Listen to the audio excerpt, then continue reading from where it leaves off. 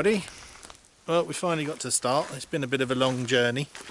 We had to drop one car off at the end of the trip and then head up to get to the start, but it's a lovely spot. We're about probably 100 metres or so, I think a couple of 100 metres tops from the Norwegian border. We actually missed the turn off and actually entered Norway. It's touch and go for a second, but we made it out alive. And Bob's just over here. There he is. And here's the Jeep, looking awesome. The road in was pretty rough. It was like a bit of a track more than the road, and but the Jeep's, yeah, coped perfectly. And down there is the river.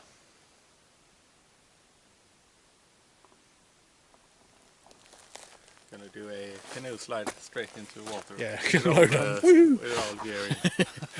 But yeah, we've got all our kit in the back. It's all ready. Let's start lugging that out.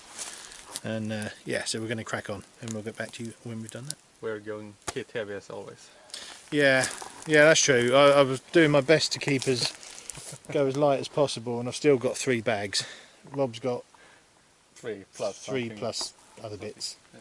Yeah. It's just impossible to go that light when you're on a week's trip. Want to eat good as well. So. Yeah, you know, food is food. I mean, I got a fishing rod, so you never know. After our last excursion, great white hunter here. Maybe catch a stick or 2. But anyway, right, we'll catch up with you later once we've loaded up. Well, there we are, chaps and chapesses. We're on the water at last. Rob's just next to me here sorting out.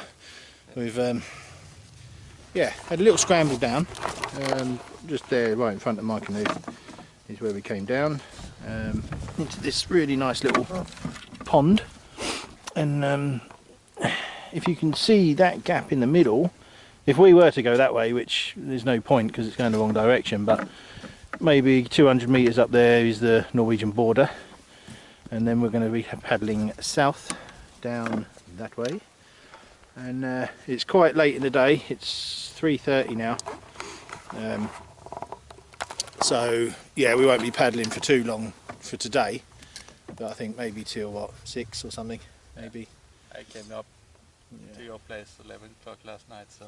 Yeah, Rob had a long day yesterday. He's been on a course and then he's been up here driving up to us, which is a long way. So yeah, 11 o'clock last night he rolled up, and up again at 8 o'clock this morning. I think I've just walked through stinging nettles. So yeah, we were a bit late getting off today, but it doesn't matter. It's no problem. We've only got 60 odd kilometres to do. And 6 days to do it. And yeah, 6 days. Personally, I think we'll be finished by Friday. Yeah. And I don't see the problem unless we hit some problems. So yeah, there we go, guys. Anyway, we're going to get out in water. We need to get some paddling in, get some distance today, at least a little bit, and find a campsite. So we'll catch up with you soon. And yeah, there you go, beautiful scene. Well, not the hairy bloke, but the bit behind. Speak to you later. Well, guys, it's a pleasure to be back on the water again. It's just beautiful here. And like I said, we've got 60 odd kilometres to paddle. Can't see that being an issue. We have one major portage, which, if you look at my previous video, is the dam. That's the portage. But it's, yeah, it's nothing. But it's a really nice river, this, as far as we can see. Nice and calm. The weather has been atrocious the past, well, yesterday and today. So far it chucked it down on the way here. It's holding off for now, but there's a big black cloud above my head. It looks like rain clouds behind me, just here, you can see them. So I have no doubt it's going to be a bit of a wet one, but it is but rain. And we have all the equipment we could possibly need, so it's going to be good. So we're going to paddle on. I'm going to show you the river quickly.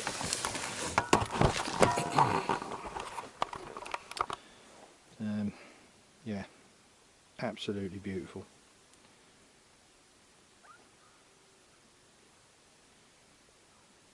Really quiet as well. Rob's just behind me up there, looking cool in the canoe.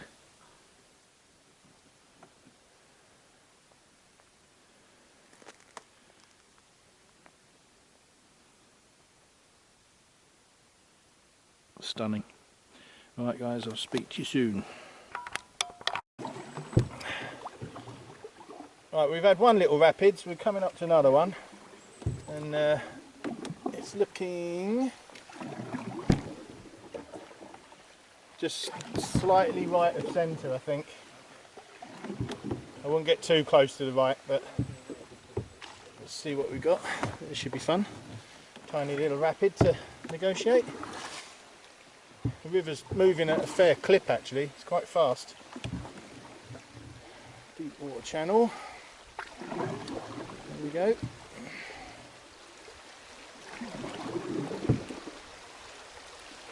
Yeah, fast. Very fast. Just moving. No. Keep moving.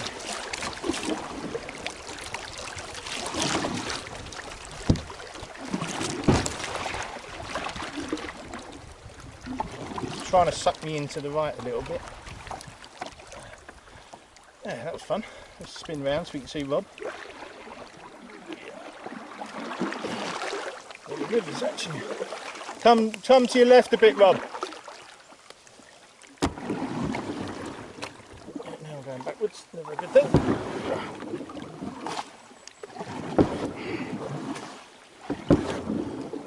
Paddle in the other side if you need to. Swap sides if you have to. No.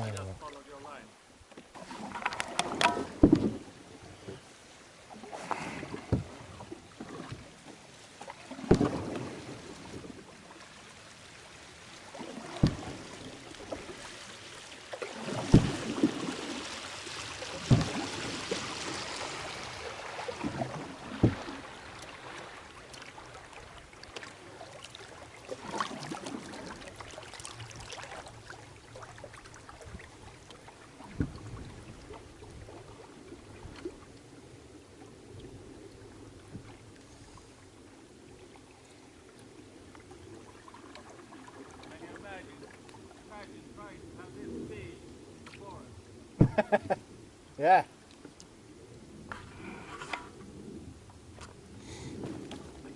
Yeah, Rob was just saying then, imagine trying to move through the forest as quick as this. It would be very difficult. The canoe is a perfect means of travel for these like wilderness areas. Absolute joy to be here. Well, we just popped out into this really pretty little lake. More of a pond than a lake, but it's like glass. Absolutely beautiful. We've just had a... Yeah, how far would you say we paddled? A couple of kilometres? You said an hour. Yeah. I guess we have a 6-7 kilometers an hour rate, so I guess. Yeah, you think? 7 Yeah. Yeah. So yeah, 5-6 kilometres or something. On a really kind of narrowish, fast-moving, lots of very small rapids to negotiate. It was really good fun, and yeah, it was a good way to get back into the feel of canoeing again. But because of our sort of later than planned start, we're going to stop directly in front of the canoe at the moment. There's a ridge, looks fairly open, should be good for hammocks. Because I've got to play around with some new bits of kit that I'll be showing you, and yeah, it's always good to stop early on the first day, make sure everything's in check. So yeah, we'll get back to you in a little while. Well, here we are at our first camp. Rob's just getting the fire on the go, which is a good lad, he's a good lad. And I've just got filtered some water. Rob's kit up, so that's a Hennessy, yeah? Yeah, it's the big boy. It's the... Don't put yourself down, Rob. It's for really heavy people like me. Okay. there you go. Everything is a mess. Just trying to get stuff sorted. But yep, nice setup. Using a Finnish army sleeping pad in it. Okay. Nice. From Savotta. Proper hardcore stuff. Yeah. And he's got his Gorka jacket on. Yeah. I'm Very nice. getting more east as Is the it? day goes. There'll be jack boots next. Yeah, help can take shorts from Poland. Yeah. But no, it was a good first few hours paddling. We we set off at a brisk pace, to say the least. It was a very fast moving little bit of river, that. And yeah, a few little rapids to get through, which is good. Got them on film, some of them anyway. And this is my setup, standard, as I always do it pretty much. Just need to sort this side out, that's the peg's broken. But I'm trying out my snug pack underquilt for the first time. To be honest, and to my detriment, I haven't really looked up how to use it properly. So you could all shout me down and give me comments, but it'll work. It's not going to be that cold tonight really. It's just to have a little practice, see how much of a difference it makes. I'm very used to sleeping in a hammock, but it's the first time I've ever had a underquilt. It's all new to me, and yeah, but I need to sort this corner out. Plenty of mushroom. You can see one just through there, right in the middle of the screen. Yeah, they're everywhere, and we're on a kind of small peninsula that sticks out into this lake, and we'll be in the morning heading off. We need to do a fair distance tomorrow, but if it goes like today did, it shouldn't be a real problem. But it's a really nice spot.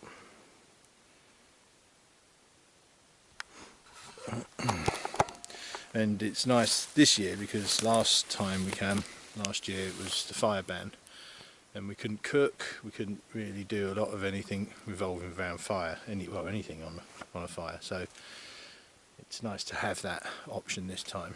I'm trying out some different glasses this trip.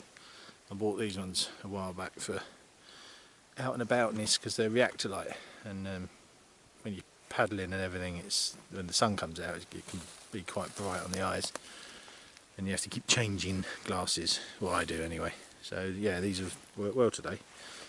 As you can see, they're still a little bit reacting because it is quite bright still.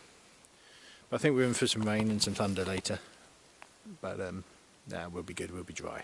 So yeah, anyway, I'm going to try and catch some dinner, see how we go on that front, and I'll speak to you later.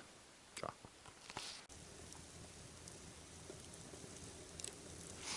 Morning everyone. Really good night last night. It's currently 7 o'clock in the morning, but I tried out the snug pack underquilt. Temperatures got down to about maybe 10, I think. Could have been slightly less. It was quite chilly. It's quite chilly this morning, but the underquilt was amazing, and coupled with the DD Dura sleeping bag as well, and this shirt that Rob made for me, this woolen shirt, absolutely toasty warm. It's the warmest night I've had in a hammock in the autumn that I've had in a long time. So yeah, really happy. But now I'm out in the morning. Rob's still a kip, and I'm going to pick up some firewood, get some coffee on the go, because I think we'll both need that this morning. And yeah, get on the water as soon as. We didn't do too much paddling yesterday, but we need to make up some distance today, purely because we have a schedule, not a daily schedule, but we have to be back of the car latest Saturday, very latest Saturday. so we need to press on really. So I'm going to collect some wood. I've already collected plenty of paper birch bark. I've got it in my pocket here. Loads of that. So yeah, I'm going to crack on and I'll get back to you a little bit once we've got coffee on the go. So, yeah.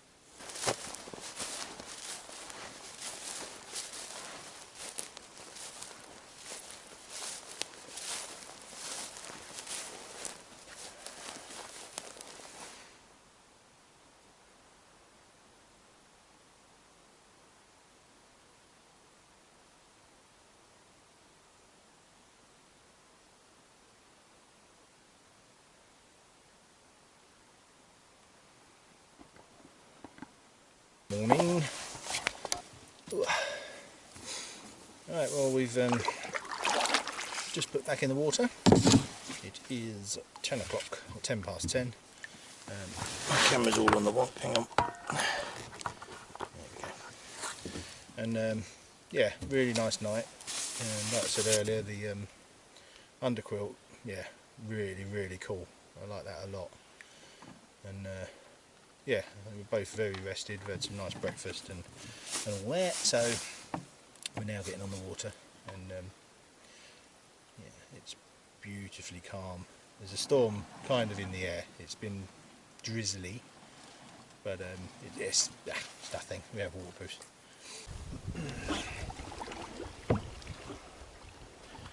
Just going up, going through a little fast section at the moment. Rob's taking the lead because I got stuck back there on some low water.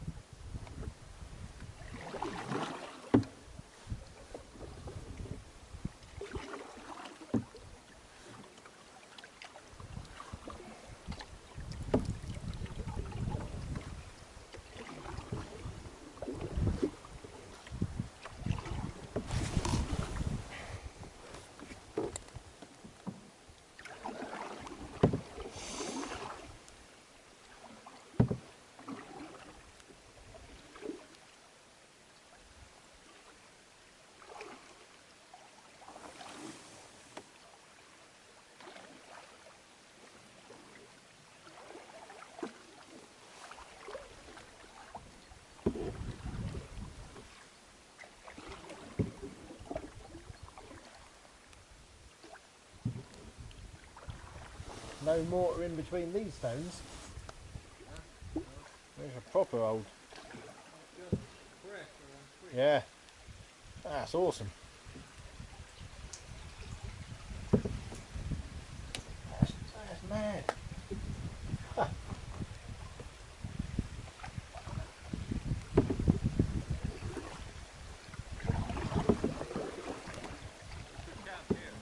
Huh?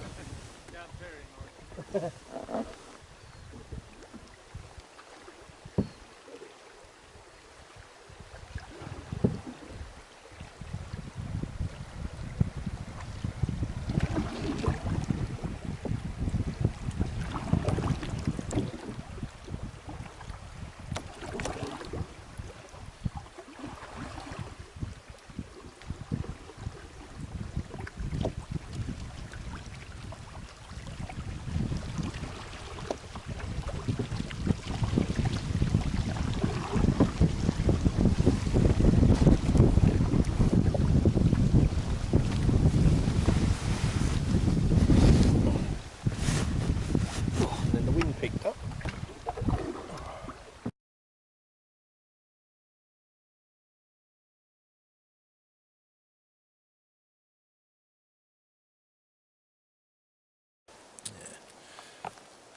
Hello everybody, here I am, here's Rob. Hello. As you know, we ditched the canoe trip just because the weather was so pants, but so we slight change of plan now. We've come up into the forest and yeah, we're going to do a bit of foraging and see what lovely lists we can find. I think Rob's after some, isn't he? Yeah. And yeah, I need to probably get some more anyway. My shin's starting to flare up again.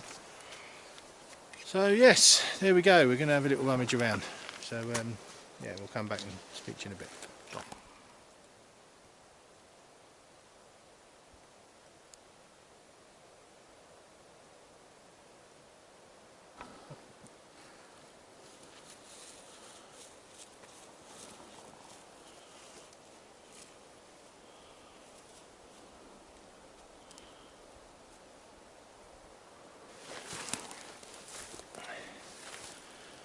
We're looking for some usnia. Rob's just found some.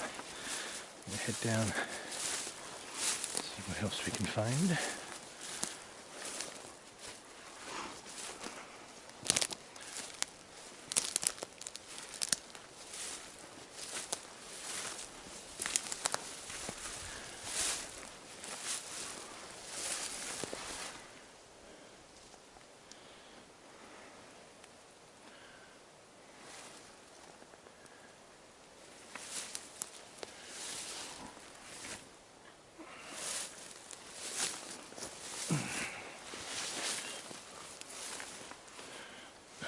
It's always quite handy to have a little stick, maybe 4 or 5 foot long, because a lot of the time is higher up and can be awkward to get to. But yeah.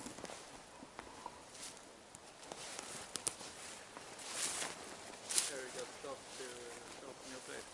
Or hone your blade. Called Åkerfalken in Swedish. It's got silica in it. Oh, fireweed or something, Okay. maybe in English. And they made candle wicks of them as well. Okay.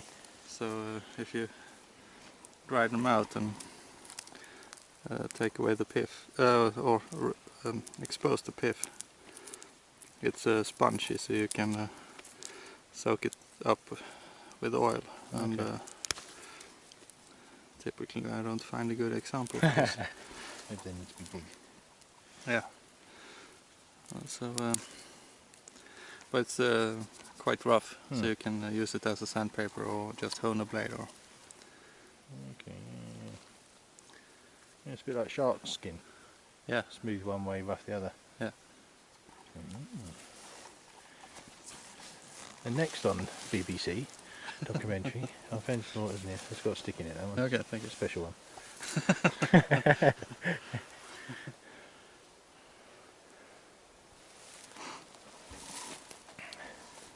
The whole field of them. Normally don't see that many in one place. Yeah.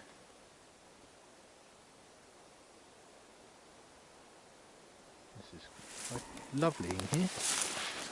It's one thing I like about coming out here. There's never the same thing. You know, you travel a little way and totally different. Like this, I've never seen this before. Yeah. Look, I'm here. It's obviously a boggy plant. Yeah. There's some really cool shrooms over here. You can film those. It's like some form of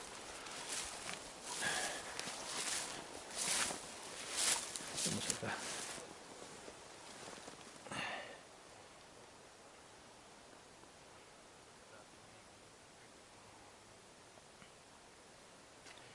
a honey fungus. So that is a honey fungus. I'm not really good on my mushrooms, but Rob's better at that.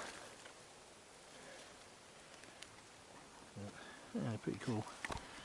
Underneath, yeah. They've got veins underneath, not a sponge. This thing, when you're out like this foraging, is to be mindful of where you started from. You can either, take a bearing like Rob did, or if you have a fairly keen sense of direction, like I have, then I know that the car's basically directly behind me. But it's very easy to get yourself lost quite quickly because the forest is so dense. It doesn't take long before you turn yourself around and then you're lost. So just be a little bit sensible. Maybe make some mental markers as well. Otherwise you're going to get lost. If you get lost out here, no one's going to find you. I took a general reading before we went off. Yeah, quick bearing, or if you've got GPS, something like that, although that doesn't always work out here, which I've learnt to my detriment. So yeah, just be sensible. Anyway, here endeth the lesson. Come up to the where the fire was last year. If you go back through my videos, you'll see that I've had to evacuate my house. So we've come up. I brought Rob up here. He was interested to see it, and yeah. So just here, if I spin you around, is some of the remnants.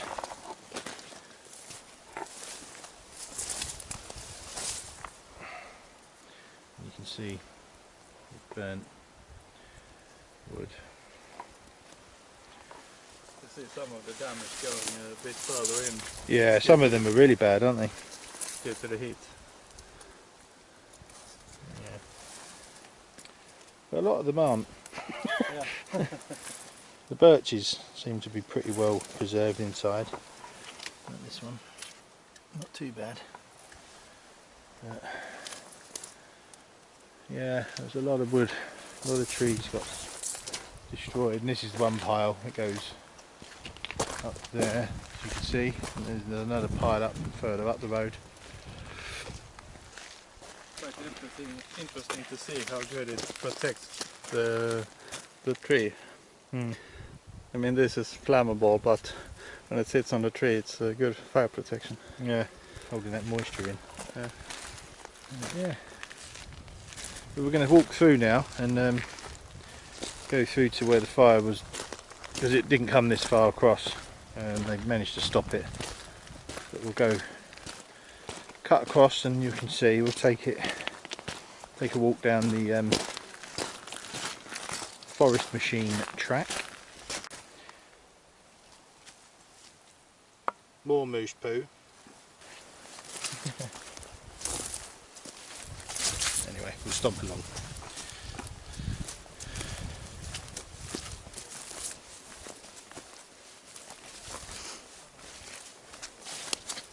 This did come a little bit too close to my house, this fire.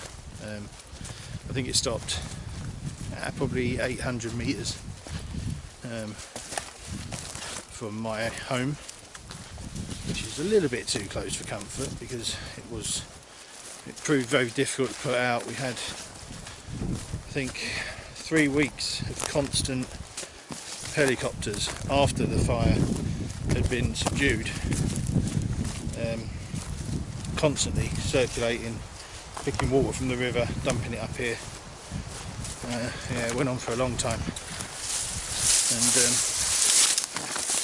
yeah, it's not nice, you know, when your house is under threat and your family. But yeah, we got away with it. It was lucky. It's got a little stream to bypass. Oh, that's strong. It smells strong.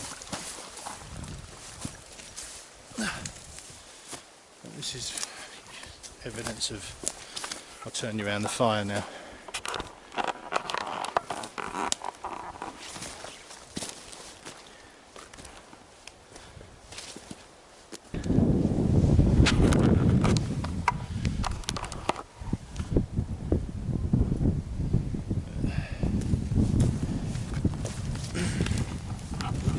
Already starting to grow back, which is good to see.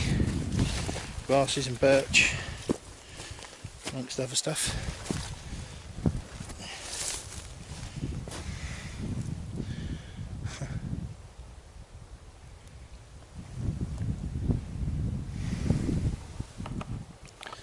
I'll try and get you into the middle so that you can see the how far it spread, but bit of a stream in the way at the moment. I'm going to try and cross here.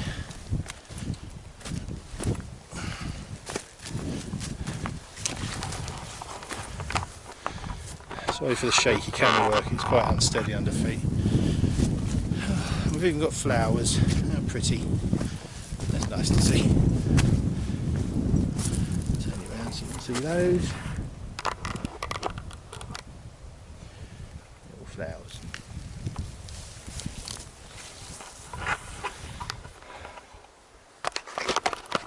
Right, so if we crunch, there's some ling on there as well. Some ling on survived, that's good.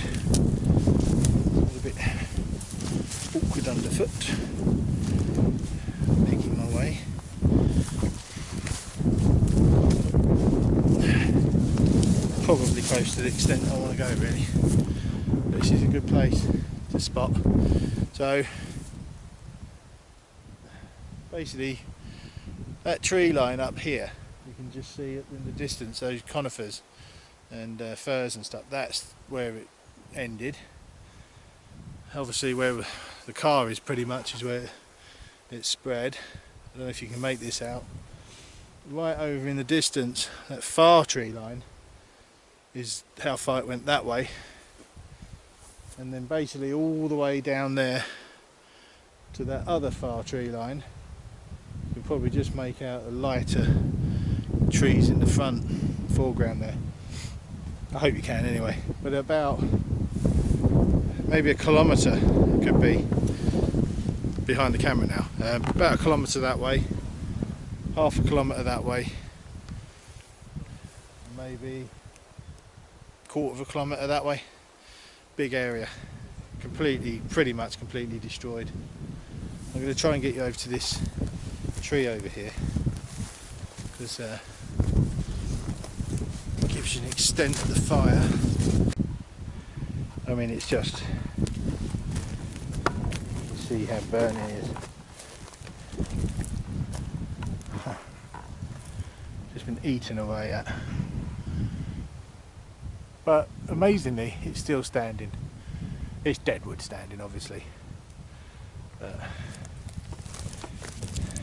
it will come down, I imagine, in the next winter. Very sad.